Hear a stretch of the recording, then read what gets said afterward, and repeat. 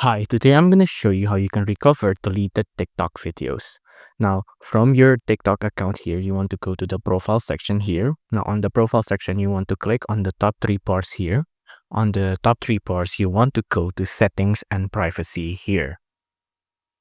When you click on that, you want to scroll down and then you want to find Activity Center here. On Activity Center, just tap on it. After that, you have to scroll down again and you want to click on the recently deleted button here.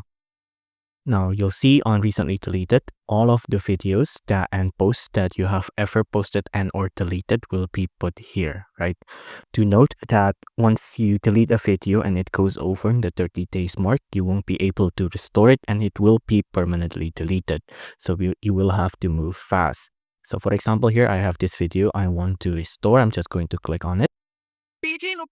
And then I'm going to click on restore here. Tap on it again. And now if I go back to my account, you can see after I refresh, the video will be put here again and has been restored. If you like this video, please consider liking and subscribing.